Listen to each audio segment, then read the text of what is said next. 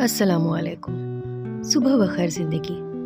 دنیا میں اس انسان کو ہارا ہوا مانا جاتا ہے جو ناکامیاب ہونے کے بعد اپنی ہار مان کر ہتاش ہو کر بیٹھ جاتا ہے، لیکن وہ انسان جو بار بار ناکامیاب ہونے کے بعد بھی، بار بار زندگی میں ٹھوکر کھانے کے بعد بھی، گرنے کے بعد بھی اٹھ کھڑا ہوتا ہے، اپنے آپ کو سنبھالتا ہے اور لگاتار کوشش کرتا رہتا ہے، اس انسان کو ہارا ہوا نہیں مانا جاتا۔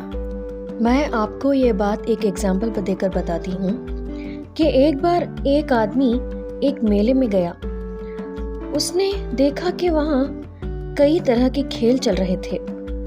پھر وہ جاتے جاتے رک گیا۔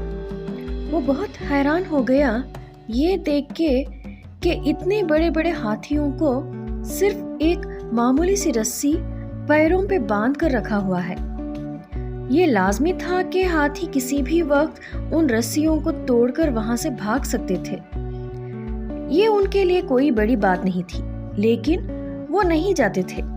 اس نے ایک ٹرینر کو وہاں دیکھا اور اس نے ان سے پوچھا کہ یہ جانور جو اتنے بڑے ہیں، جنہیں یہ رسیاں توڑنا کوئی مشکل نہیں، لیکن وہ پھر بھی وہیں بنا کوئی بھاگنے کی کوشش کرے کھڑے ہوئے ہیں، ایسا کیوں؟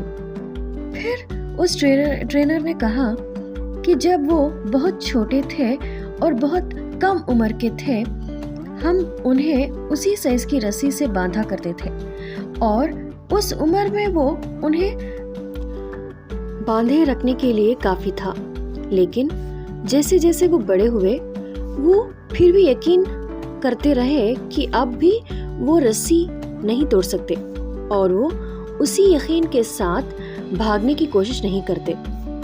یہ سن کر اس آدمی کو بہت تعجب ہوا کہ یہ جانور کبھی بھی ان رسیوں کو توڑ کر بھاگ سکتے ہیں، لیکن صرف اس لیے کہ انہیں یقین ہے کہ وہ ان رسیوں کو نہیں توڑ سکتے، وہ کبھی بھی بھاگنے کی کوشش ہی نہیں کرتے اور وہیں پر بندھے رہ جاتے ہیں۔ ٹھیک ان ہاتھیوں کی طرح نہ جانے کتنے ہی لوگ اس دنیا میں ایک یقین پر اٹک جاتے ہیں کہ وہ کامیاب نہیں ہو سکتے، صرف اس لیے کہ وہ کبھی ایک بار اس چیز کو کرنے کی کوشش میں ناکامیاب ہو گئے۔ فیلئر یا ناکامیابی صرف سیکھنے کا ایک حصہ ہے۔ ہمیں اس سے نا امید نہیں ہونا چاہیے، بلکہ کوشش کرتے رہنا چاہیے۔ وہ کہتے ہیں نا کہ کوشش کرنے والوں کی کبھی ہار نہیں ہوتی۔